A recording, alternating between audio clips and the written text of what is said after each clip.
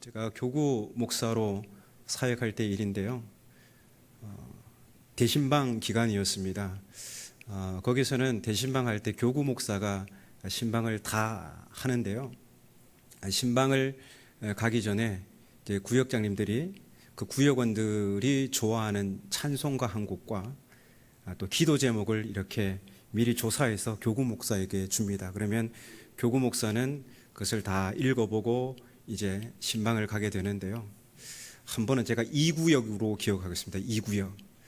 신방을 받는 가정이 11가정이었는데요. 선곡한 찬송가가 전부 다 301장이었습니다. 301장 뭔지 아시죠? 지금까지 지내온 것 모두 주의 크신 은혜라. 11가정 모두가 이 찬송가를 선곡했습니다. 그리고 그날 301장을 진짜 11번 불렀습니다. 대신방을 하면 선곡 1위는 단연 301장입니다. 왜 성도들이 이 찬송가를 좋아할까요? 살아보니 그렇더라입니다. 당신은 몰랐는데 그 힘겨울 때는 깨닫지 못했는데 지나고 보니 지금까지 지내온 것이 모두 주님의 크신 은혜라는 것이죠. 그렇게 삶에 진하게 묻어있는 고백이다 보니까 11번을 불러도 새롭습니다. 그래서 기독교 신앙에서 은혜라는 말을 빼면 정말 아무것도 아닌 것이 되어버립니다. 그런데 기독교 역사에 있어서 이 은혜라는 낱말이 주는 강력한 이미지는 값없이 공짜로입니다. 종교개혁자 루터는 중세 가톨릭 교회의 공로 사상에 맞서서 오직 은혜를 천명했습니다. 오직 하나님만이 은혜를 베푸시는 수여자이시고 인간은 그 은혜를 받는 수혜자, 수신자일 뿐입니다. 인간이 하나님의 은혜에 보답할 길이 없다는 것이죠. 그러면 과연 성경은 그렇게 말하고 있는 것일까요? 정말 하나님만이 은혜의 수여자이시고 인간은 다만 그 은혜를 받는 그런 일방적인 관계인 것일까요? 신약 성경에는 은혜라는 낱말이 154번 나옵니다. 그 중에서 100번은 바울과 관련해서 나오고요. 특히 로마서에 집중적으로 나타납니다. 그러니까 신약 성경에서 은혜라는 낱말을 가장 즐겨 사용한 사람이 바울입니다. 그런데 바울이 사용한 이 은혜라는 낱말은 본래 기독교 용어가 아니라 고대 그리스 로마에서 일반적으로 사용하던 말입니다. 헬라어로 이 은혜를 카리스라고 하는데요. 그 의미가 호의, 혜택, 선물 이런 정도로 쓰입니다. 호의, 혜택, 선물. 자, 이런 단어들은 사람들 사이에 주고받는 선물의 범주에 들어가는 말들입니다. 그래서 고대 그리스 로마에서 이 은혜라는 말은 사람들이 일상에서 선물과 관련해서 쓰는 용어였습니다. 그런데 당시 사람들은 누군가에게 선물을 할 때 그 선물을 받는 사람의 가치를 고려해서 선물을 했다고 합니다. 왜냐하면 선물은 순수하게 주는 것이 아니라 보답을 기대하는 순환적인 교환이었기 때문입니다. 선물을 주고받는 것을 호혜규범이라고 합니다. 서로 호자에 은혜 해자, 서로 은혜를, 서로 호의를, 서로 혜택을 주고받는, 그래서 이 선물을 주고받는 행위를 호혜규범이라고 하는데요. 이것은 고대 그리스 로마 사회 생활의 아주 기본적인 근본 원리였다고 합니다. 주면 받는 것, 받으면 주는 것, 당연했습니다. 그래서 고대 사회에서 선물은 실제로 순환적인 교환을 창출해냈습니다. 이렇게 보면 선물을 받는 사람과 상응하는 수준이어야 합니다. 상응한다는 말이 뭡니까? 어울린다는 거죠.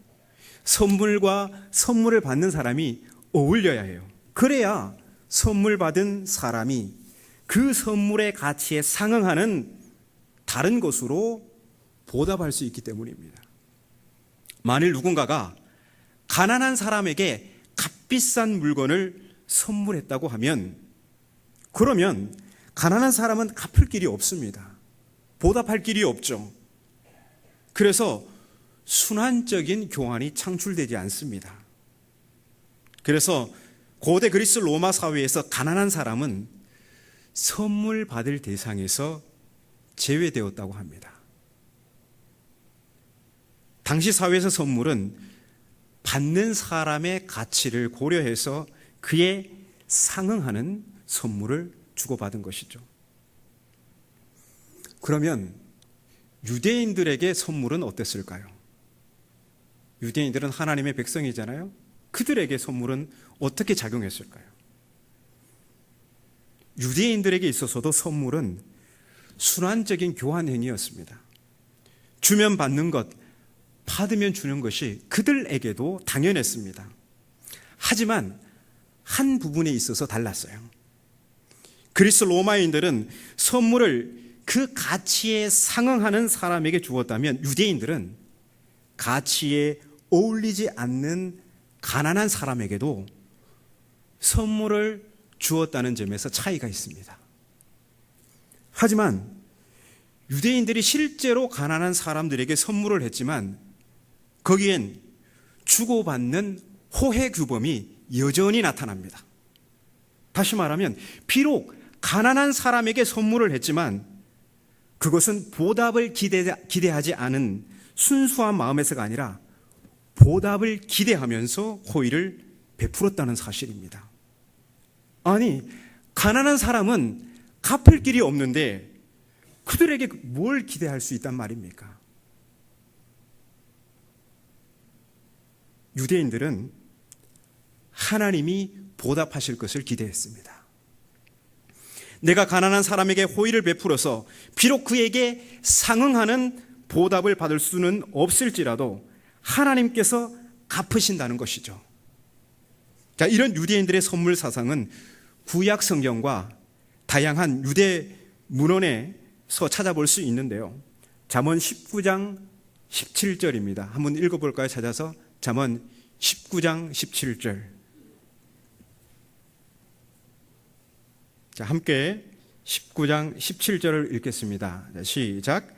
가난한 자를 불쌍히 여기는 것은 여호와께 구워 드리는 것이니 그의 선행을 그에게 갚아 주시리라. 아멘. 그리고 11장, 잠언 11장 25절도 한번 찾아서 읽어보겠습니다.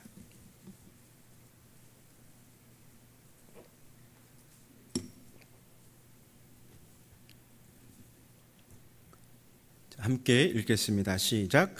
구제를 좋아하는 자는 풍족하여질 것이요 남을 윤택하게 하는 자는 자기도 윤택하여지리라. 아멘.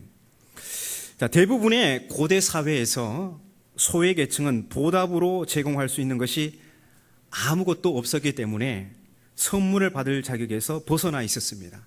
하지만 유대 사회에서는 하나님으로부터 복이라는 형식으로 보답을 기대했기 때문에 소외 계층도 선물 수혜자로 여겨졌습니다.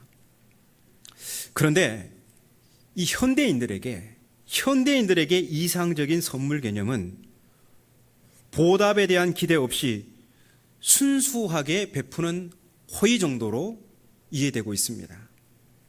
이상적인 선물은 선물의 보답을 바라지 않고 한 방향적이면서 아무런 사익을 추구하지 않는다는 것이죠. 그런데 이러한 순수하면서도 이상적이고 비순환적인 선물 개념은 18세기 이후 서구 사회에서 출발한 것입니다. 성경을 배경으로 한 고대 사회에서는 찾아볼 수 없는 개념이죠. 임마누엘 칸트라는 아주 유명한 철학자가 있어요. 이 사람이 18세기에 살았던 사람인데요.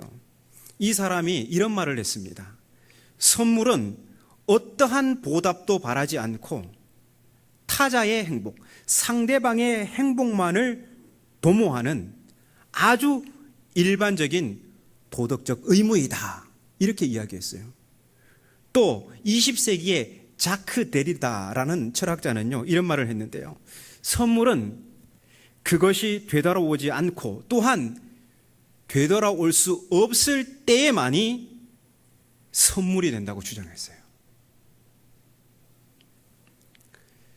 이런 서구의 선물 개념이 사실 우리에게도 많이 들어와 있습니다. 그래서 우리도 이런 서구식 선물 개념에 익숙해 있고 이러한 선물 개념이 이상적인 거라고 생각하고 있습니다. 자, 그렇다면 바울은 선물을 어떻게 이해하고 있을까요? 바울이 이 선물의 범주에 속하는 은혜, 호의, 혜택 이런 것들을 가장 많이 사용했잖아요. 즐겨 사용했잖아요. 그리고 특히나 오늘 본문에 15절 이하에 무수하게 막 등장하고 있습니다. 바울은 이 선물을 어떻게 이해하고 있을까요? 바울에게 있어서 선물은 자격 없는 자에게 주어집니다. 지난 시간 예수 그리스도를 통한 하나님의 사랑은 자격 없는 자들에게 선물로 주어졌습니다. 우리가 아직 연약할 때에, 우리가 아직 죄인이었을 때에 하나님은 그런 우리에게 그리스도를 선물로 주셨습니다. 죄인인 우리에게, 하나님을 거역하는 우리에게 그리스도라는 선물은 너무나 어울리지 않습니다. 그래서 우리는 그에 상응하는 선물로 보답할 길이 없죠. 그런 의미에서 바울의 선물 개념은 고대 그리스 로마와는 다릅니다. 오히려 자격 없는 자에게 선물을 베푼다는 점에서 유대인들과 공통점이 있죠. 하지만 유대인들은 가난한 자에게 호의를 베풀고 하나님으로부터 보답을 기대할 수 있었지만 자격 없는 죄인에게 그리스도를 선물로 주신 하나님은 누구에게 보답을 기대한단 말입니까? 자격 없는 죄인에게 도저히 어울리지 않는 그리스도를 선물로 주신 하나님은 그 어디에도 보답을 기대할 수 없다는 점에서 유대인들의 선물 사상과도 차이가 있습니다. 그렇다면 실제로 하나님은 그 어디에서도 보답을 기대할 수 없는 것일까요? 아니면 하나님은 18세기 이후 서구 문화에서 주장하는 것처럼 보답에 대한 기대가 전혀 없이 순수하게 우리에게 그리스도를 선물로 주셨을까요?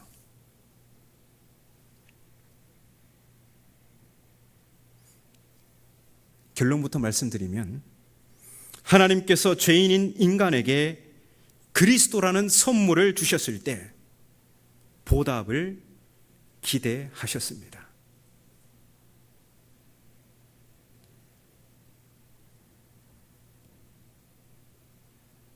하나님의 은혜의 선물인 그리스도가 죄인인 우리에게 너무나 어울리지 않는다는 점에서는 완전히 상응하지 않지만, 그렇다고 해서 아무런 보답을 기대하지 않는 비순환적인 선물이 아닙니다. 바울이 말하는 하나님의 은혜는 하나님과 인간 상호 간에 순환적인 교환을 창출할 수 있다고 합니다. 왜냐하면 하나님이 주신 은혜의 선물은 다름 아닌 예수 그리스도이시기 때문입니다. 하나님은 우리에게 어떤 값비싼 물건을 선물로 주신 게 아닙니다. 그리스도를 선물로 주셨습니다. 그래서 하나님이 주신 선물은 선물 자체에 능력이 있습니다. 어떤 능력입니까? 선물의 수신자를, 선물의 수혜자를 변화시켜 그 선물과 어울리게 하는 능력입니다. 그 선물을 주신 분에게 보답할 수 있는 능력이 바로 그 선물 자체에 있다는 겁니다. 하나님이 주신 은혜의 선물 그리스도는 믿음으로 그 선물을 받은 수신자와 관계를 형성합니다. 이제 그리스도께서 내 안에 계셔서 내 삶의 주인으로 나를 다스리게 됩니다. 바울은 이것을 가리켜서 은혜의 통치 아래 살아가는 삶이라고 합니다. 아무리 값비싼 물건이라고 할지라도, 선물이라 할지라도 그것이 물건이라면 그것은 단순히 필요에 따라 쓰이는 도구에 불과합니다. 하지만 믿음으로 받은 은혜의 선물 그리스도는 내 삶의 주인이 되어서 나를 다스림으로 나는 점점 그 선물과 어울리는 결과를 가져오게 됩니다. 이 놀라운 비밀이죠. 이처럼 하나님이 주신 은혜의 선물은 그 선물을 받은 우리를 원래 상태 그대로 내버려 두지 않습니다. 하나님의 변화시키는 능력에 의해서 예전에 불순종하던 사람들이 순종하는 사람들이 되고, 사망을 향해 열매를 맺던 사람들이 영생을 향한 열매를 맺게 됩니다. 그래서 이 하나님의 어울리지 않는 완전히 비대칭적인 이 은혜는 결과적으로 순환적인 교환을 창조해내게 됩니다. 이것이 위대한 반전이에요. 이것이 고대 그 어디에서도 볼 수 없는, 인류 문명 그 어디에서도 볼 수 없는 바울이 복음에서 발견한 선물 개념이라는 것입니다. 오늘 본문이 이것을 말하고 있어요. 오늘 본문은 위대한 반전에 관한 내용입니다. 아담으로 대표되는 인류는 본래 죄의 다스림 아래에서 사망 선고를 받았습니다. 그런데 예수 그리스도를 통한 은혜의 통치 아래에서 영생에 이르는 길이 열리게 된 것입니다. 오늘 본문에는 두 왕국이 등장합니다.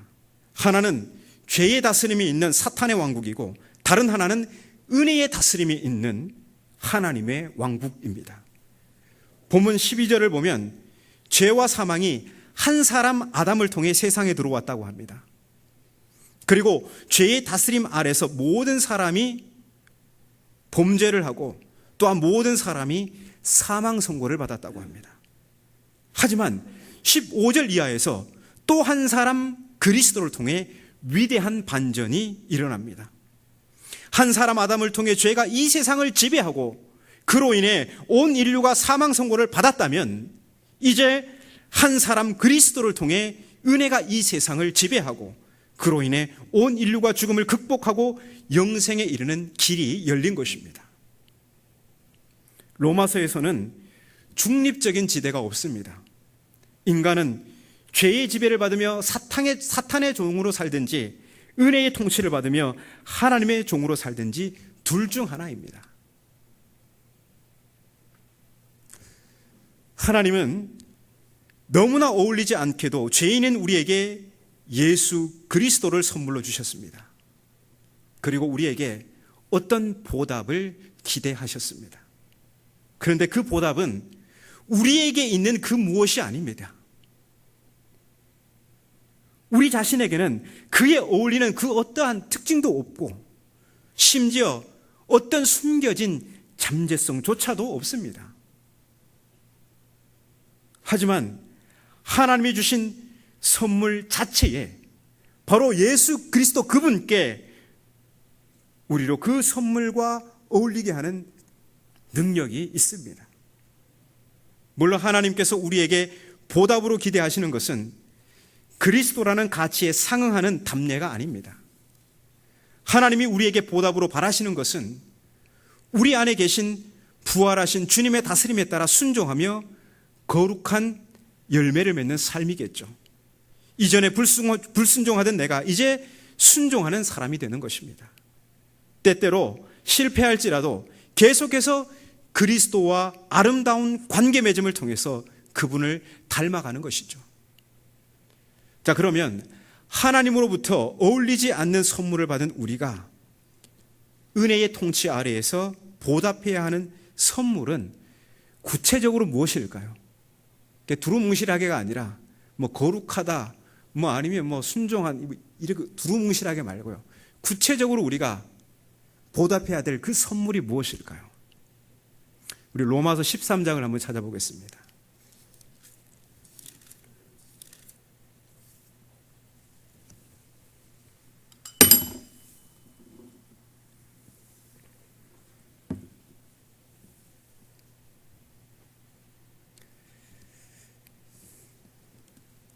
우리 8절에서 10절까지 말씀을 한번 읽어보겠습니다. 8절에서 10절 함께 읽겠습니다. 시작. 피차 사랑의 빚 외에는 아무에게든지 아무 빚도 지지 말라. 남을 사랑하는 자는 율법을 다 이루었느니라. 간음하지 말라, 살인하지 말라, 도둑질하지 말라, 탐내지 말라 한 것과 그 외에 다른 계명이 있을지라도 내 이웃을 내 자신과 같이 사랑하라 하신 그 말씀 가운데 다 들었느니라. 사랑은 이웃에게 악을 행하지 아니하나니 그러므로 사랑은 율법의 완성이니라. 아멘.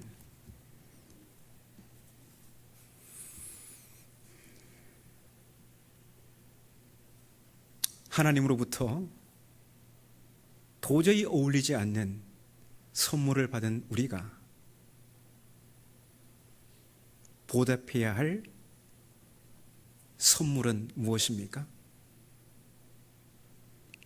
이웃 사랑입니다. 형제 사랑입니다. 왜냐하면요, 지금 여러분 앞에, 옆에, 뒤에 계신 분들은, 사방에 계신 분들은 그리스도께서 자기의 생명을 주셔서 살리신 분들입니다. 그분들을 귀하게 여기는 것, 값지게 여기는 것, 하나님이 소중하게 여기신 여러분들을 서로가 서로를 값지게 여기는 것이